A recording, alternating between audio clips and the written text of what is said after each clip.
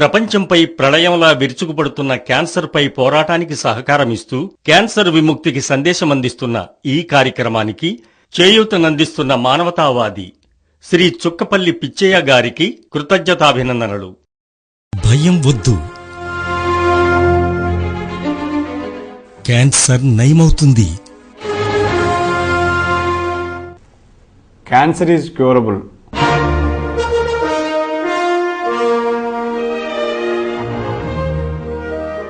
సృష్టి ఆది నుండి అనేక వ్యాధులు మానవుడి మీద దాడి చేస్తూనే ఉన్నాయి. మానవుడు వ్యాధుల మీద నిరంతరం పోరాటం సాగిస్తూనే ఉన్నాడు. క్రమక్రమంగా ఆయుర్వేదం, హోమియోపతి, అల్లోపతి వైద్య విధానాలు పుట్టుకొచ్చాయి. మానవ జాతిని వ్యాధుల నుండి కాపాడటానికి వైద్య శాస్త్రం అనేక పరిశోధనలతో విజయం సాధిస్తూనే ఉంది. క్యాన్సర్ ప్రపంచవ్యాప్తంగా మానవ హరణం చేస్తోంది. ప్రపంచంలో ప్రతి సంవత్సరం కొత్తగా 2,40,00,000 మంది క్యాన్సర్ బారిన పడుతున్నారు. వారిలో సుమారు 1,60,00,000 మందిని పొట్టనబెట్టుకుంటోంది. వయసుతో నిమిత్తం లేకుండా ప్రపంచ జనాభాలో ప్రతి 1000 మందిలో ఒకరు క్యాన్సర్కు గురవుతున్నారు. భారతదేశంలో ప్రతి ఏటా 9 లక్షల మందికి సోకగా సుమారు వారిలో 6 లక్షల మంది మరణిస్తున్నారు. ఆంధ్రప్రదేశ్లో 70,000 మందికి క్యాన్సర్ వచ్చి 40,000 మందిని ఒక సంవత్సరంలోనే చంపేస్తోంది. ప్రపంచ ఆరోగ్య సంస్థ సమాచారం ప్రకారం 41,70,000 కోట్ల ఆర్థిక నష్టాన్ని ప్రపంచానికి కలిగిస్తోంది క్యాన్సర్. క్యాన్సర్ అత్యంత ప్రమాదకరమైన మృత్యు హెచ్చరిక. భయపడకండి, మానవుడు సాధించలేనిది ఏదీ లేదు. అన్ని జబ్బుల్లాగే క్యాన్సర్ నయమవుతుంది. క్యాన్సర్ మీద వైద్య శాస్త్రం అనేక సూచనలు అందిస్తోంది. తెలుసుకుని జాగ్రత్త పడి క్యాన్సర్ను నివారించుకోండి. అవగాహనతో ఆరోగ్యవంతులుగా జీవించండి.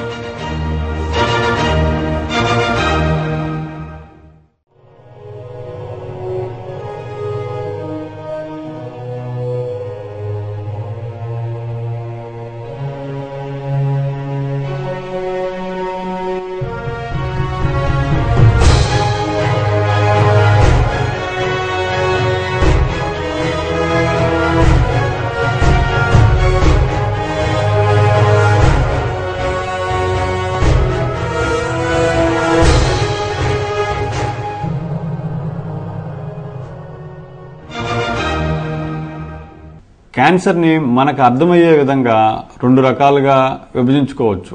వాటిలో ఒకటి రక్తానికి సంబంధించిన క్యాన్సర్. రక్త కణాలకు సంబంధించిన క్యాన్సర్స్ కాకుండా మిగతా కణాల క్యాన్సర్స్ అన్నిటినీ కలిపి సాలిడ్ క్యాన్సర్స్ అని మనకు అర్థమయ్యేటట్టుగా చెప్పుకోవచ్చు. ఈ సాలిడ్ క్యాన్సర్స్లో మనకి ఊపిరితిత్తుల క్యాన్సరు, రొమ్ము క్యాన్సరు, పెద్దపేగు క్యాన్సరు, తర్వాత అండాశయం cancer, liver cancer, pancreas cancer, stomach cancer, ఇలాగ అన్ని క్యాన్సర్స్ని కలిపి సాలిడ్ క్యాన్సర్స్గా మనం చెప్పుకోవచ్చు.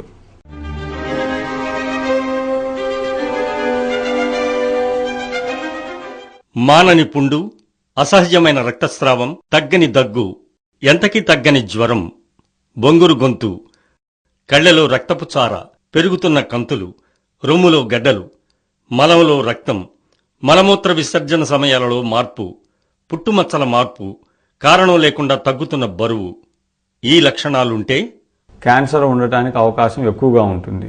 అందుకని త్వరితగతిన పరీక్షలు చేయించుకోవాల్సిన అవసరం ఉంది.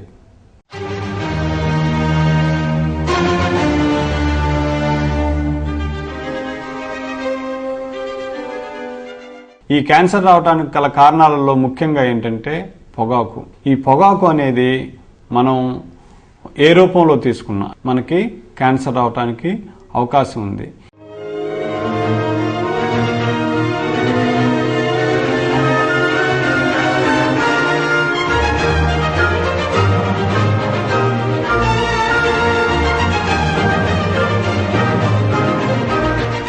పొగాకు ద్వారా నోటికి, ఆహార నాళానికి, ఊపిరితిత్తులకు, పొట్ట, కాలేయము, ప్యాంక్రియాస్ కి, కిడ్నీలకి, రొమ్ముకు, రక్తానికి క్యాన్సర్ రావచ్చు.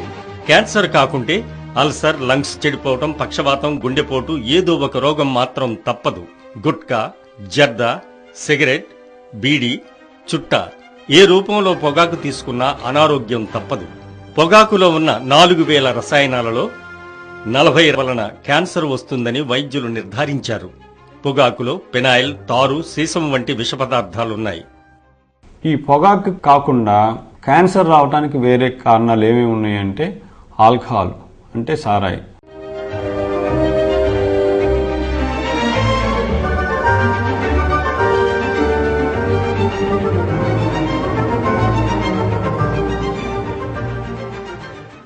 సారాయి తీసుకోవటం వల్ల ఏంటంటే డైరెక్ట్గా లివర్ డ్యామేజ్ అయిపోయి లివర్ క్యాన్సర్ రావడానికి అవకాశం ఉంది. ఈ మద్యం తీసుకునే వాళ్ళు ఎక్కువ మంది స్మోకింగ్ అంటే పొగాకు తీసుకోవటం కూడా అలవాటు ఉంటుంది. సో ఈ రెండు కలిపి తీసుకోవటం వల్ల వీళ్ళకి క్యాన్సర్ వచ్చే రిస్క్ ఇంకా చాలా ఎక్కువగా ఉంటుంది.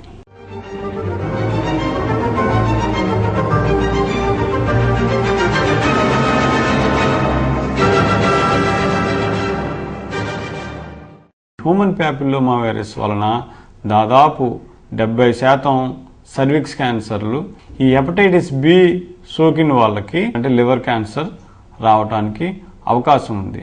వాటికి వ్యాక్సిన్ అందుబాటులో ఉంది. వ్యాక్సిన్ తీసుకోవటం ద్వారా ఆ వైరస్ బారిన పడకుండా మనల్ని మనం కాపాడుకోవచ్చు. తద్వారా క్యాన్సర్ కూడా రాకుండా మనల్ని మనం కాపాడుకోవచ్చు. కొన్ని కెమికల్స్ ఎక్స్పోజర్ అవటం వల్ల కూడా క్యాన్సర్ రావచ్చు. బహిర్గతమైన కొన్ని రసాయనాల వలన క్యాన్సర్ రావచ్చు. యాస్బెస్టస్ వల్ల ఊపిరితిత్తులకు, షూ ఇండస్ట్రీ రసాయనాల వల్ల కిడ్నీలకు, మూత్రాశయానికి క్యాన్సర్ సోకవచ్చు. నిరంతరం అతివేడిలో ఉన్న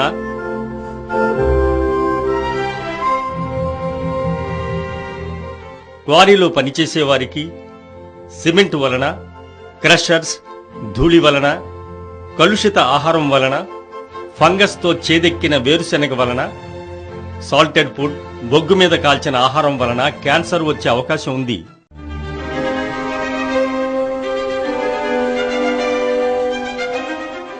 రేడియేషన్ ఎక్స్పోజర్ వల్ల కూడా క్యాన్సర్ రావడానికి అవకాశం ఉంది. సహజ సిద్ధంగా ప్రకృతిలో ఉన్న రేడియేషన్ ఒక్కోసారి మోతాదు మించితే క్యాన్సర్ వచ్చే ప్రమాదం ఉంది. మానవ తప్పిదం వలన అణు రియాక్టర్స్ పేలినప్పుడు అణుధార్మికత సోకి క్యాన్సర్ వచ్చే అవకాశం ఉంది.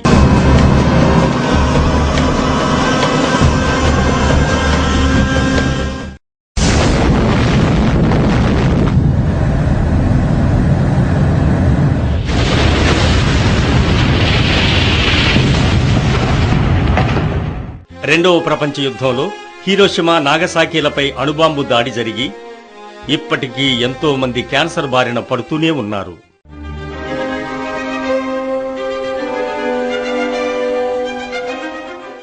ఆరోగ్యవంతమైన వ్యక్తుల్లో సింపుల్ పరీక్షలు చేయటం ద్వారా క్యాన్సర్ లాంటివి ఏమన్నా ఉంటే కనుగొనడానికి చేసే ప్రయత్నం, దీన్ని స్క్రీనింగ్ టెస్ట్లు అంటాం. ఈ స్క్రీనింగ్ టెస్టుల్ని మనం ముఖ్యంగా ఎక్కువగా వచ్చే జబ్బులకు మాత్రమే చేస్తాం. వాటిలో మొదటిది బ్రెస్ట్ క్యాన్సర్. మహిళల్లో బ్రెస్ట్ క్యాన్సరు, గర్భాశయ ముఖద్వార క్యాన్సర్ ఎక్కువగా వస్తుంది. బ్రెస్ట్ క్యాన్సర్ని ఎలా కనుక్కోవాలి అంటే 40 సంవత్సరములు దాటిన మహిళ సంవత్సరానికి ఒకసారి డాక్టర్ చేత బ్రెస్ట్ ఎగ్జామినేషన్ చేయించుకోవాల్సి ఉంటుంది. సంవత్సరానికి ఒకసారి మ్యామోగ్రామ్ అంటే రొమ్ము ఎక్స్రే చేయించుకోవాల్సి ఉంటుంది.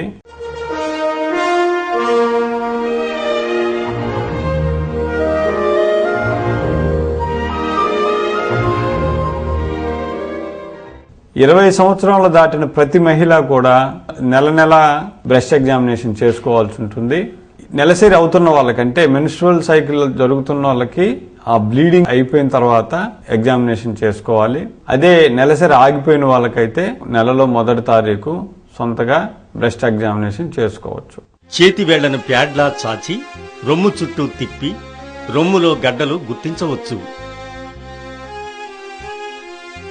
అద్దంలో వంగి చూసుకుని తేడాను గమనించాలి. పడుకుని ఈ విధంగా కుడి ఎడమ రొమ్ములను పరీక్షించుకోవాలి. చనుమొనల నుండి ద్రవాలు, రక్తం వచ్చినా, వాపు కనిపించినా, రొమ్ముపై చర్మం గట్టిపడినా, రొమ్ములో గడ్డలు వచ్చినా, చనుమొన ఒక పక్కకు లాగేసినట్లు ఉన్నా, ఒక రొమ్ము ఆకారం మారినా క్యాన్సర్గా గుర్తించే వీలుంటుంది. మహిళల మరణాలలో రొమ్ము క్యాన్సర్ ప్రథమ స్థానంలో ఉంది. ప్రపంచ ఆరోగ్య సంస్థ సమాచారం ప్రకారం ప్రతి 8 మందిలో ఒకరికి రొమ్ము క్యాన్సర్ సర్వసాధారణంగా వస్తోంది. క్యాన్సర్ కేసుల్లో రొమ్ము క్యాన్సర్ వారు 9% ఉన్నారు. భారతదేశంలో ప్రతి ఏటా 80,000 మందికి రొమ్ము క్యాన్సర్ వస్తోంది.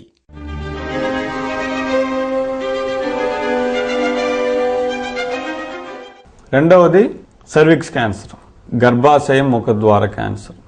అంటే మ్యారేజ్ అయిన తర్వాత అప్పటి నుంచి సంవత్సరానికి ఒకసారి ప్యాప్స్మియర్ టెస్ట్ అనేది చేసుకోవాల్సి ఉంటుంది. స్త్రీలలో క్యాన్సర్ మరణాలలో ముఖ్యమైన వాటిలో రెండవది గర్భకోశ ముఖద్వార క్యాన్సర్. దీనిని చాలా మటుకు అరికట్టగలిగే అవకాశం ఉన్నది ప్యాప్స్మియర్ అనే పరీక్ష ద్వారా. ఇది స్క్రీనింగ్ పరీక్ష.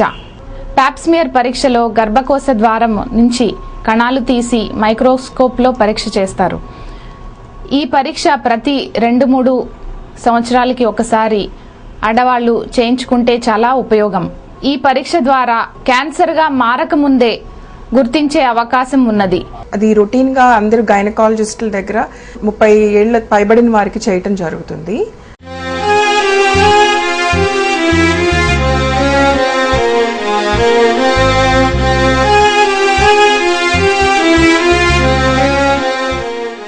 ఈ ప్యాప్స్మియర్ గనక వరుసగా 3 సంవత్సరాలు నార్మల్ అని కాకపోతే నెగిటివ్ అని వచ్చిందంటే ఆ తరువాత ప్రతి 3 సంవత్సరాలకు ఒకసారి ఈ ప్యాప్స్మియర్ టెస్ట్ చేసుకోవచ్చును.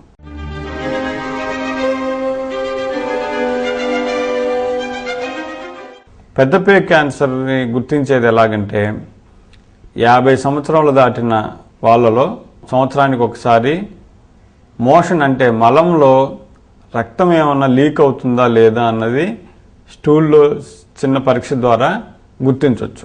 అలాగే డాక్టర్ చేత కూడా సంవత్సరానికి ఒకసారి పరీక్ష చేయించుకోవాల్సి ఉంటుంది. పెద్ద పేగు మొత్తాన్ని ఒక చిన్న ట్యూబ్ పంపించడం ద్వారా పరీక్ష చేస్తారు. దీన్ని కొలనోస్కోపీ అంటారు. కొలనోస్కోపీ ద్వారా పెద్ద పేగులో క్యాన్సర్ ఇతర సమస్యల్ని కనుగొంటారు. 50 సంవత్సరాలు దాటిన వాళ్ళలో ప్రతి 10 సంవత్సరాలకు ఒకసారి ఈ టెస్టు చేసుకోవాల్సిన అవసరం ఉంది.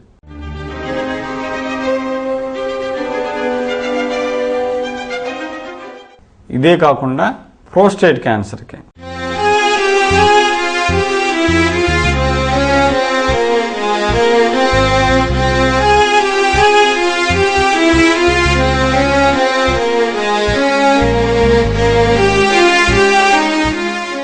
ప్రోస్టేట్ క్యాన్సర్కి 50 సంవత్సరాలు దాటిన పురుషుల్లో సంవత్సరానికి ఒకసారి డాక్టర్ గారి చేత పరీక్ష చేయించుకోవటం, పిఎస్ఏ అనే టెస్ట్ ఒకటి సంవత్సరానికి ఒకసారి చేసుకోవాల్సి ఉంటుంది.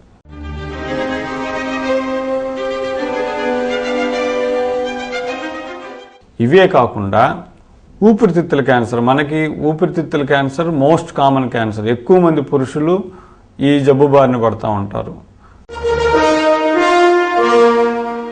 వీళ్ళల్లో హెవీ స్మోకర్స్, బాగా స్మోకింగ్ అలవాటు ఉన్న వాళ్ళలో CT scan, low dose CT scan సంవత్సరానికి ఒకసారి చేసుకోవచ్చు. ఈ విధంగా ఆరోగ్యవంతమైన వ్యక్తులలో సింపుల్ టెస్టులు చేసి క్యాన్సర్ లాంటిది ఏదైనా ఉంటే వాటిని త్వరితంగా తొలి దశల్లో గుర్తించడానికి సాధ్యపడుతుంది. చికిత్స చాలా సులభతరంగా ఉంటుంది, తక్కువ ఖర్చుతో ఉంటుంది, పూర్తిగా నయం చేయడానికి అవకాశం ఉంటుంది. అందుకని స్క్రీనింగ్ టెస్టులు అనేవి తప్పనిసరిగా చేయించుకోవాల్సిన అవసరం ఎంతైనా ఉంది. బ్రెస్ట్ క్యాన్సర్, ఓవరీ క్యాన్సర్, పెద్దపేగు క్యాన్సర్ ఇలాంటివన్నీ వంశపారంపర్యంగా వచ్చే అవకాశం ఉంటుంది. సో వీళ్ళల్లో వీళ్ళ ఫ్యామిలీ మెంబర్స్లో అంతకు ముందుగానే, అంటే ఉదాహరణకి ఒక పెద్దపేగు క్యాన్సర్ వంశపారంపర్యంగా సంక్రమించే క్యాన్సర్ ఒక వ్యక్తులు 40 సంవత్సరాలలో బయటపడిందంటే ఒక 10 సంవత్సరాల ముందు నుంచే ఈ స్క్రీనింగ్ టెస్ట్లు అనేవి చేసుకోవాల్సి ఉంటుంది. ఒకవేళ మనం చేసిన జెనెటిక్ టెస్టింగుల్లో ఆ జబ్బు బారిన పడ్డ వాళ్ళ లోపం వాళ్ళ ఫ్యామిలీ మెంబర్స్లో కూడా కనిపిస్తే వాళ్ళల్లో ఆ భాగం ఏదైతే ఉందో ఆ భాగాన్ని తీసేయటాన్ని ప్రివెంటివ్ సర్జరీస్ అంటాం. అంటే ఇప్పుడు రొమ్ము క్యాన్సర్ వంశపారంపర్యంగా వచ్చే రొమ్ము క్యాన్సర్ అయితే ఓవరీస్ తొలగించడం ద్వారా ఆ క్యాన్సర్ రాకుండా నివారించవచ్చు. ఒక్కొక్కసారి 2 రొమ్ములు తీసేయటం ద్వారా రొమ్ము క్యాన్సర్ రాకుండా నివారించే